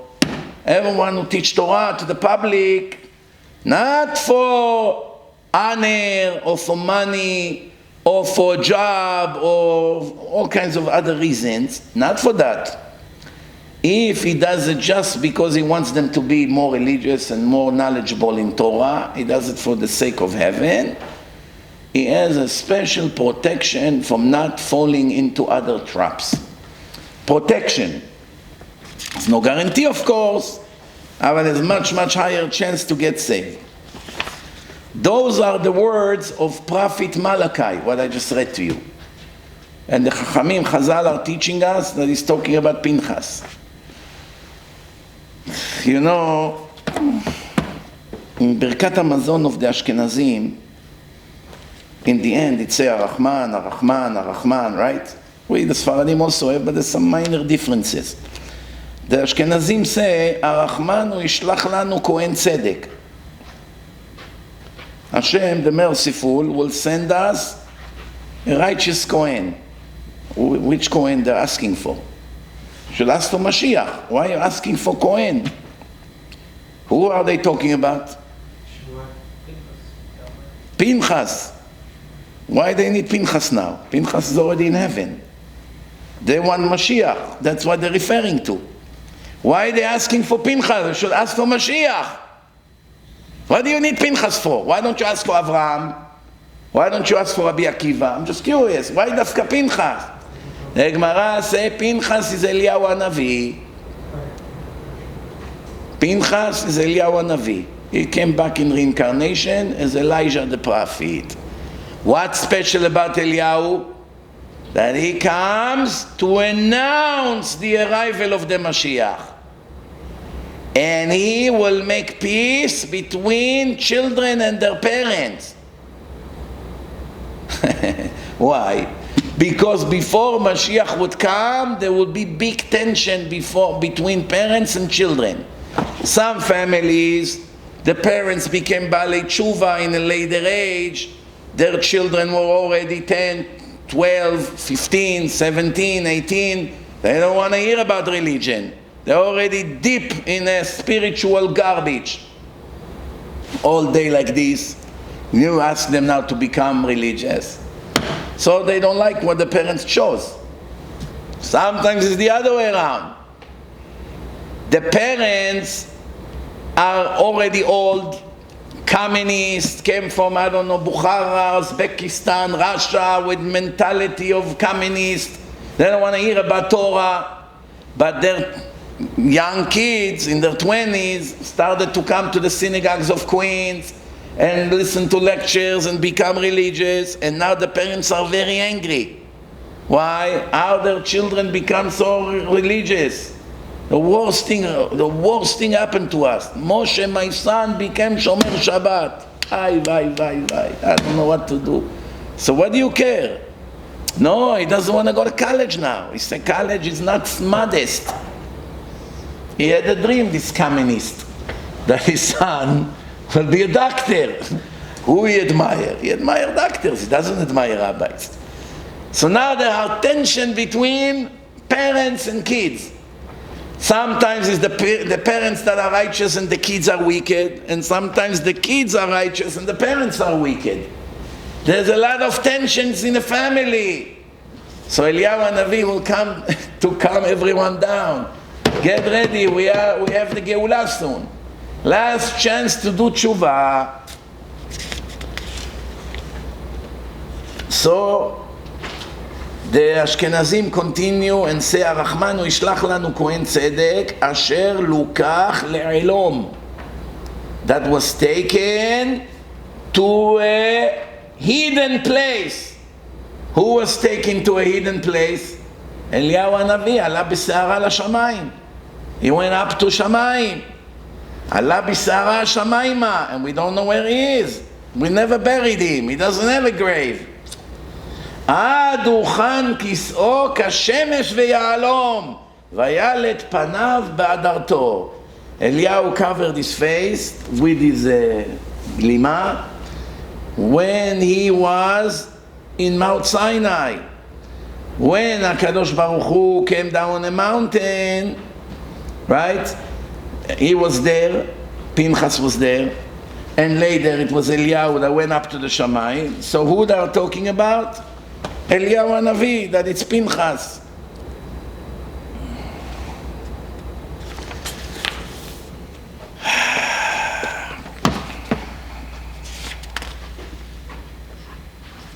Now, when Balak put girls on the streets and they opened the booths and they started to make more and more Jewish guys commit sins with them, now Hashem said to Moshe, you have to execute all the people who went to worship their idols of these girls and commit sins with them. What is the death penalty for? For the Avodah Zarah. Avodah Zarah, it's death penalty, just like Chilul Shabbat. But Moshe said, how will I know who actually did it? It was inside the houses of the girls. He said, make them all stand, and there will be a huge cloud covering them, and I will make holes between the clouds, and you would look in their faces, and the face that the sun would light, those are the people that needs to die. It's a lie detector, special detector. You know how they come in the airport? Oh, what do you have here? A quarter. Beep, beep, beep. But here, it's not a metal detector, it's a sun detector. Sun detector. Moshe started to go with the Sanhedrin, the 71 Chachamim. הוקע אותם, ויאמר השם אל משה, קח את כל ראשי העם והוקע אותם להשם נגד השמש. ראשי העם, the 70 leaders together with Moshe, it's 71, Sanhedrin. נגד השמש. השמש מודיע את החוטאים, Rashi writes. The sun will inform you who committed the sin. The rest of the people, they will have shadow on their face. Those who their face is lit by the sun, has to be executed. And that's how it ended up altogether, this tragedy with 24,000 dead. So, Rabotai,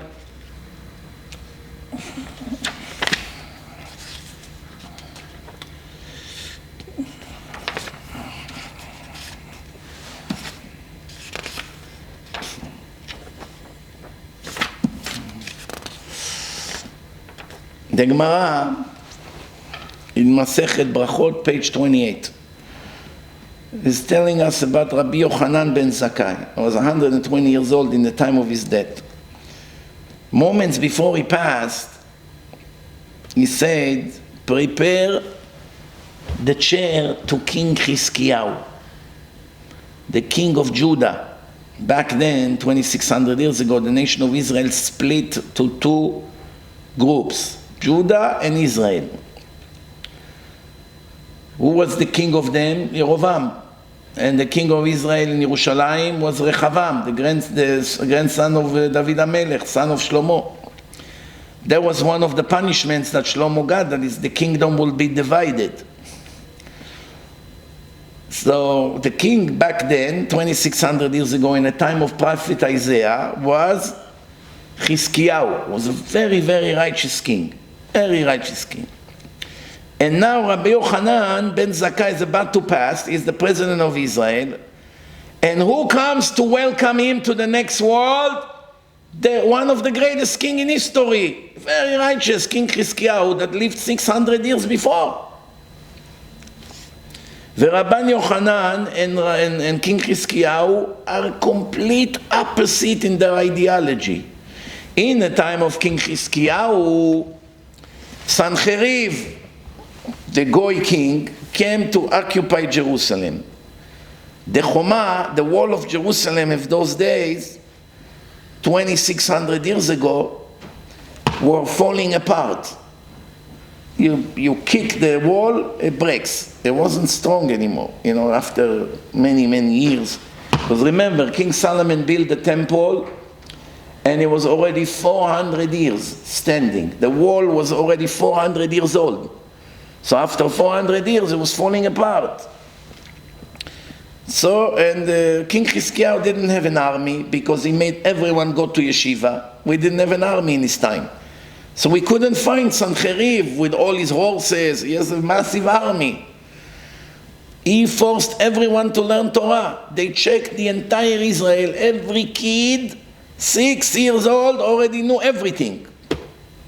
He said, anyone who would not learn Torah will be put to death by my sword. People got scared. Everybody ran to learn Torah. That was the situation in his time. So now, King Sancheriv is sending him a suggestion. Surrender to avoid bloodsheds. Surrender and we will come into negotiation how much taxes you're going to pay us, and we will be in control of Jerusalem. We would let you leave, keep your freedom, autonomy. We give you an autonomy, but you're going to have to pay us and serve us. That's what it used to be. Like ceasefire, you surrender, you'll be our slaves. You pay us taxes. Oh. We'll put a governor, who'll be in charge, collect the money. So, King Hizkiyahu is not even responding to the surrender offer. He went to bed, Hashem, we did what we had to do, you have to do what you have to do. We're not going to go into a war with them. We are learners of Torah. Torah is protection. That's it. He went to sleep. I leave Sancheriv to you. They're about to come and slaughter everyone tomorrow. And he goes to bed, Shema Yisrael, Hashem Elokeinu, on the bed. So, 600 years later, in the time of Rabbi Yohanan ben Zakai, the Romans come. Now it's the second temple. Second temple. The first temple was destroyed, and 7 years later the second temple was built. The first temple was 410, and the second one 420 years. Altogether 830 years together. So now the Romans come to destroy the second temple. The Babylonians, they destroyed the first temple. So now we are talking about a different temple. In the time of King Hizkiyahu, it was the first temple. In the time of Rabbi Yohanan ben Zakai, it's the second temple. The Romans are coming to destroy Jerusalem. At that time, Jerusalem has a massive wall. Some of it you can still see when you go to Jerusalem today. Thick, you can walk on it. Few people can walk at the same time. It's very wide, thick. No army can break such a wall. Especially in those days, there was no explosive. It's impossible. And they shoot bow and arrow from the top. It's going to be, and they spill hot things, they burn them, oil, all kinds of techniques, rocks. People were afraid. It took them 3 years until the Jews surrendered. 3 years. They just closed Jerusalem. There was no food going in. And there were 3 very rich men. They fed everyone with their storages. Once the food was about to end, how the food ended? There was enough food for another 10 more years. The Roman eventually would give up.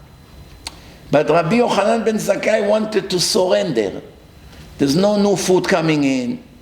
We are locked inside Jerusalem. We only send dead bodies to funerals out of Jerusalem because you cannot bury dead body inside.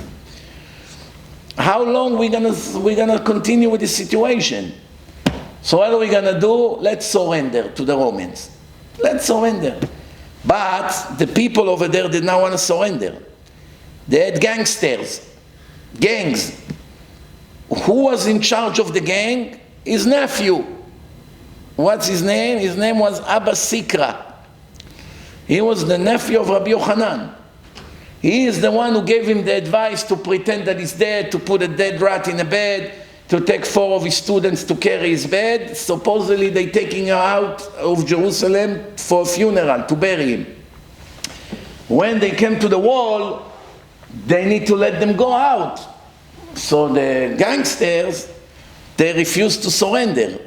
So they say, who is this? The rabbi died. They made a rumor that the chief rabbi died. You know, everybody believed it. Only few people knew about this scam. So before they came, they say, okay, let me give him, let me stick a sword into his stomach to make sure that it's really dead. But Abba Sikra, that's his uncle. Shame on you. You want the goyim to say that we stabbed our rabbi after he died? You have no shame? No, I'm sorry. Okay, let's give him a punch at least. Make sure he's really dead. Maybe it's a scam. The soldiers, the gangster. Shame on you. You want to punch the dead body of a holy rabbi like this in his funeral? Don't you smell the smell? Yeah, you're right. It smells bad. There was a rat inside. Dead rat. Oh, sorry about smell. Yalla, let him go. They opened the doors. He went out. He got up. He went to the Caesar. He said to him, Shalom Adoni HaMelech. In the Gemara in Masechet Gitin. Shalom Adoni HaMelech.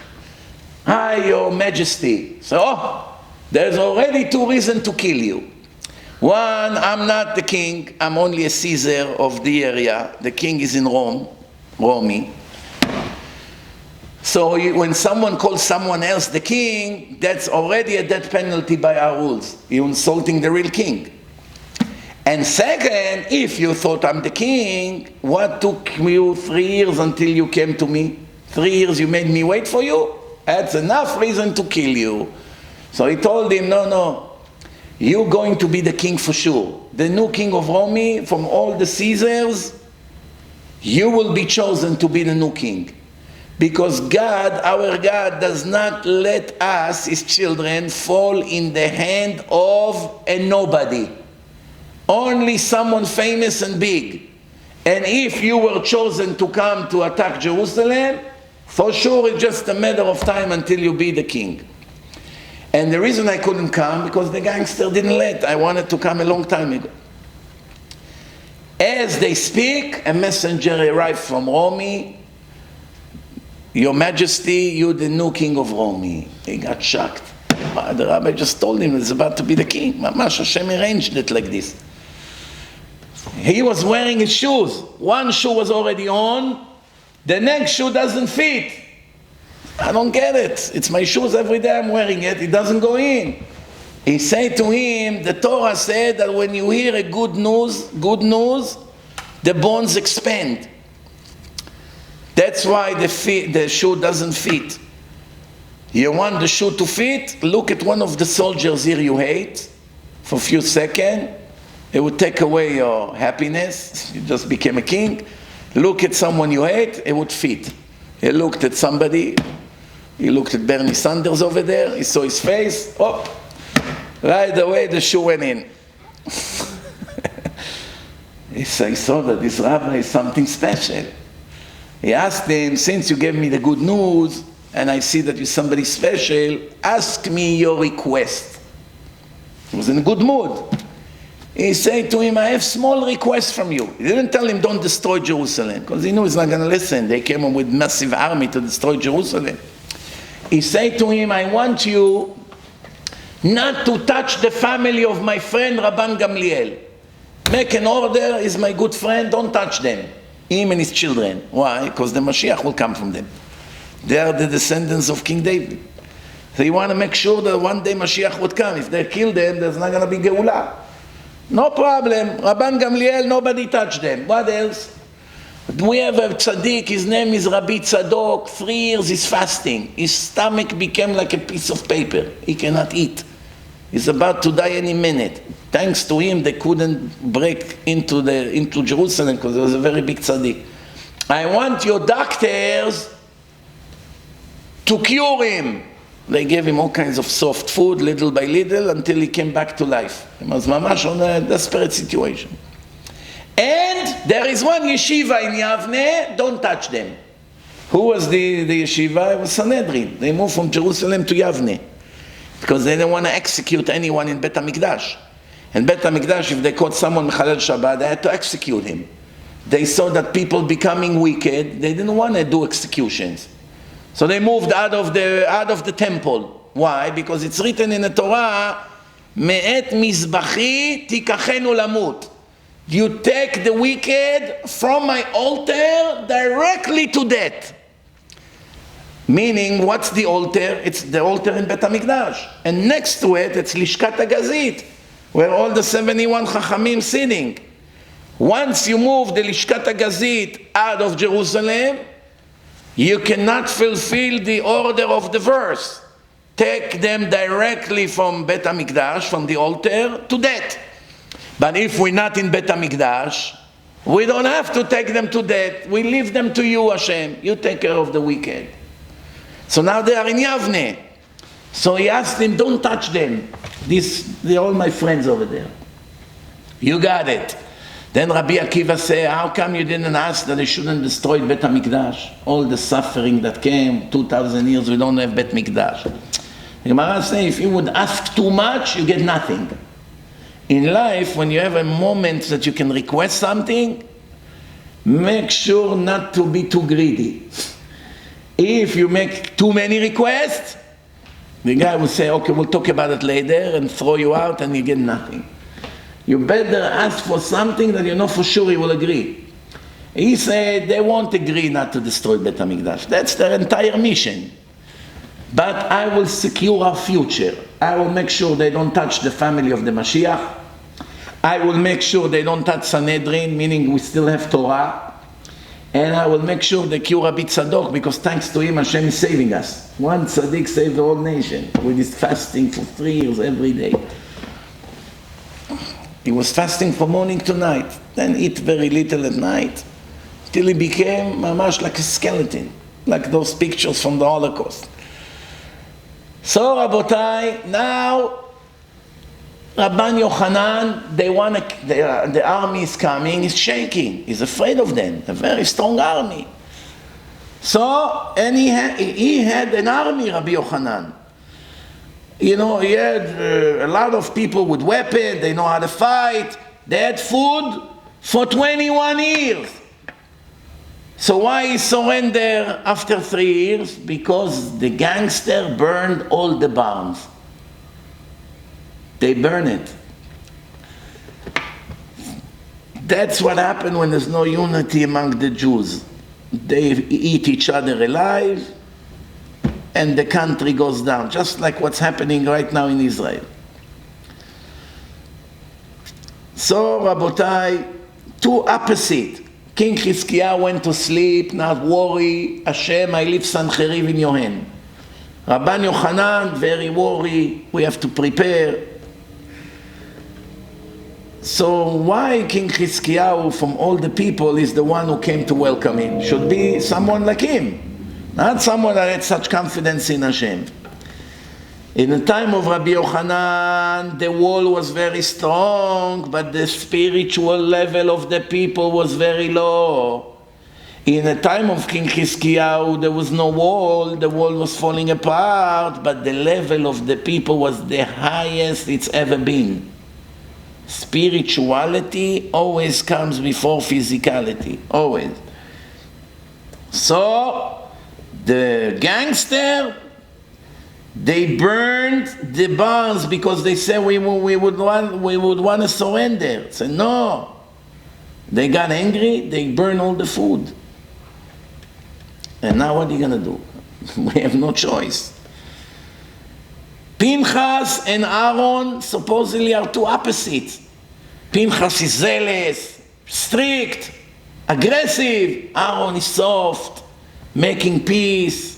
Thousands of kids named Aaron after him because he made shalom bayit to their families in the time he was alive in the desert. So the Torah comes and says, no, that's only a verbal mistake. It's really not, it's no contradiction. Aaron is nice, Aaron makes peace. Pinhas and Aaron are just the same. But when you need to act, it doesn't matter your character, you're soft, you're nice, you love peace. You have to act. When you don't need to be aggressive, don't be aggressive. But now it's the time to be aggressive, you must act. That's why the Torah said, Pinhas ben Elazar ben Aaron. You know where he got where he is? He got it from his grandfather, Aaron. Not from Yitro. From Aaron. He made peace between me and my children. He will make peace between me and my children before the Mashiach would come. And that's the prophecy of the prophet Malachi.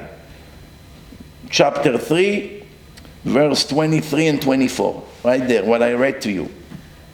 I'm sending you Eliyahu Hanavi. I send you Elijah the prophet. Lifnei bo yom Hashem hagadol v'hanora. Before that horrible, great day of God. The day that the Mashiach would come. For 2,000 years we wait for that day. וישיב לב אבות על בנים ולב בנים על אבותם. He will prepare the nation.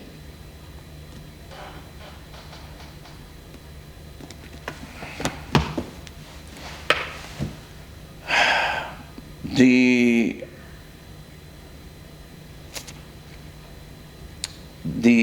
preparation that we will have, those 3 days that Eliyahu will come before, this will be after the big disaster will happen. As you can read in Prophet Zakai 14, describe the end of the world. How 2/3 of the people will die in moments. The Gaon of Vilna say it will be 12 minutes, 5 billion people will die. There will be a disaster in the world. The Goyim will all come to steal Jerusalem from the Jews. Esav and Ishmael, before the war, they will hate each other and fight each other, like just like they do now. The Europeans and the Americans against the Muslims. Look at France, look at the rest of the world, there is tension between the children of Esav and the children of Ishmael. But after they'll kill each other a lot, they would one day say, why are we killing each other? Our enemy is really the Jews, Israel. We shouldn't be enemies. We have a mutual enemy. Let's go and get Jerusalem. By the way, you see how they all talk now. They want Jerusalem to be an international city. Why they all of a sudden pro-Palestinian? East Jerusalem should be the capital state of Palestine. What is this nonsense? They all know there's no such thing Palestine. It's no Palestinian, it's all regular Arabs. It's good for our plan. We want Jerusalem. But Jerusalem is not mentioned in the Quran. It wasn't important to the Arabs. Muhammad didn't care about Jerusalem. They pray with their back to Jerusalem, facing Mecca. The impure Arabs, they used to send to Jerusalem. Jerusalem is not anything for them. Doesn't matter. Now we have a political agenda. It serves the purpose. Who cares about the truth? Truth is not a factor here. Once they unite and they come to Jerusalem, there will be a disaster. While the disaster is taking place, that's when the Mashiach would come. So, we have to put two different prophecies together. One prophecy says will be a disaster, and then the Geulah will begin. And now we know that Eliyahu Hanavi will come 3 days to prepare us. So after all the wicked people passed and died, and Hashem cleaned them from the face of the earth, there will be still parents and children that have tension between them. Eliyahu would come to prepare the nation for the Geulah. Some say, no, it's two different prophecy. It will be either this or this. It won't be such, either if it's going to be Gog or Magog, like the prophet Zakai said, that almost everyone will die, and the other third will be a period of time until Hashem will test them to see if they made tshuva. And some say, no, it doesn't have to be bad. It can be a good thing. If most of the people will become righteous, everyone will become Baalei Tshuva, there will be a minority of wicked people, then Eliyahu Hanavi would come to give a final chance to the wicked to repent. And if not, that's it. The Mashiach come will be too late for them. One more thing. Why the Pinhas and Moshe, when they argue, when Pinhas brought Kozvi, why it's important that Pinhas chose a princess? Why he just didn't bring any Goya? Why he was looking for a daughter of a king? If you want to contest Moshe, you marry the Goya, I brought this Goya also. Why does she have to be a queen, a princess? You know, every detail in the Torah is very, very deep and meaningful. Did you ever think about it? Huh? The answer is, Rabotai, listen carefully. If he would bring a regular Goya, it would have a problem. Because he would come to Moshe and say to Moshe, you took a Goya and converted her. I took a Goya and converted her. There's only one problem. The Gemara said there were few times in history that we could not accept converts. When the Jewish nation is in their glory days, the door for converts are locked. When those days of glory would take place, in a time that we got the Torah, the whole world admire us. Wow, God chose them and gave them the Torah. They just came out of Egypt. They destroyed Egypt. Nobody can convert. Time of King David, time of King Solomon, when the whole world admire us. Everybody wanted to marry him, the smartest person in the world. The Jews have their temple. Their God is in the temple. 10 miracles are happening every day. Goyim come from all over the world to see the temple. They allow them to come only to the wood fence. From here on, nobody can go in. It's written in Tehillim that the kings came to Jerusalem. They see the pillar of smoke from the sacrifices go up every day like straight ruler. Even though it's windy, the smoke does not evaporate. It goes up like a laser. And the Goyim will be shocked. How can it be? Look at the smoke, how the smoke goes up. So you may ask, if that's the case, how they converted Yitro? That was in the time of Moshe. How Moshe converted Tzipora? It's against the regulation. The answer is, why we're not allowed to convert Goyim in our glory days? Because the conversion will not be for the sake of heaven. Who doesn't want to join a nation that wins? A nation that have miracles? A nation that are all kings and prophets? Who wouldn't want to join such a nation? Everyone would want to do it, but not for the sake of God. For the sake of the good life. But if someone is already a king, or a prince, or a princess, they already have kingdom. Why do they need the Jews to be king? Yitro was the Pope, the master of all the Goyim. Everyone admired him. He doesn't need to be a Jew to get fame and money. He's already a billionaire. Everybody bow down to him. He's their teacher. You're allowed to convert him. Tzipora is a princess. She's the daughter of the most important guy. You're allowed to convert her. Pinhas brings a queen, a princess. If I would bring a regular goya, he would tell me we're not allowed to accept her. She's not going to convert for the sake of heaven. But I went and chose not just a goya, a princess. She needs us. She has her father's palace and army. She's already a princess. She's not garbage. She's somebody important. So now you're allowed to convert her. That was his argument. If that was the case, why did he deserve to die? The sin that he committed, is it a death penalty? Someone who goes out with Goya and have intimacy with her, does he get a death penalty? It's not a death penalty. It's a horrible sin, but it's not a death penalty. Most of the punishment is for the next world. No execution. So why did he deserve to die? Sin that went public. Sin that was not public, and a lot of people can learn from it. So I give you a few options. Tell me which one of them makes sense to you. One option, because he did it in public. Chilul Hashem. He's rebelling against Moshe. Second option is because of the actual sin with the Goya. What other options we have over here?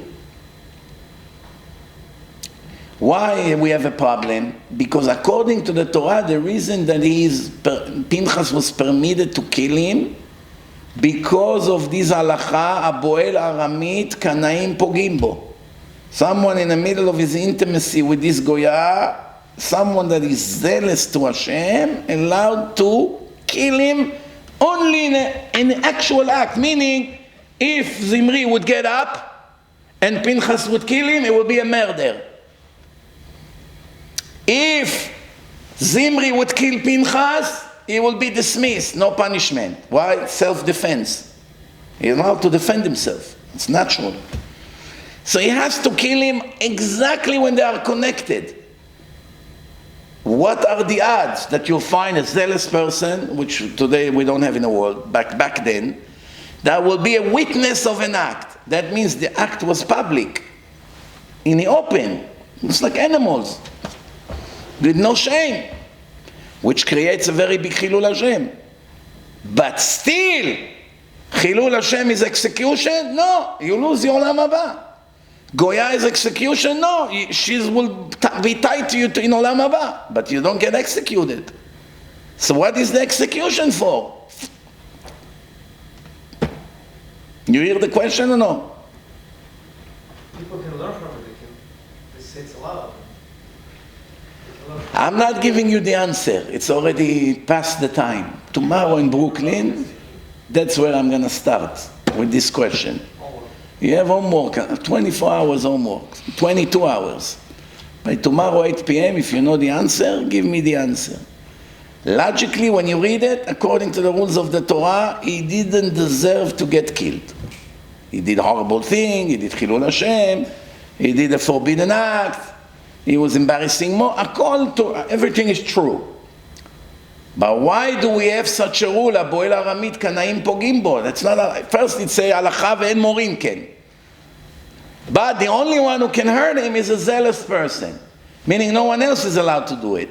But the halacha of the Torah, there is no death penalty that someone went with a goya. Actually, there is if someone married one of the 7 nations, those 7 cursed nations that lived in Israel, Knaani, Chivi, Prizi, Yevusi, Girgashi, all these nations, they are extra cursed because they're all idol worshippers, and Hashem forbid us to marry them. Forbid us to have even one-time intimacy with them. But going from other nation is not in the same level, and definitely not a death penalty. And she was Midian, not one of the 7 nations. If she was one of the 7 nations, the question would have to be asked differently. But since she's not one of the 7 nations, and, there is no death penalty for that, why do we have such a rule? the answer בעזרת השם, tomorrow. ברוך אדוני לעולם. זה קונקט לעבוד הזרה? אמן ואמן. We have enough for זה. רבי חנניה בן הקשיא אומר, רצה הקדוש ברוך הוא לזכות את ישראל. לפיכך הרבה להם תורה ומצוות.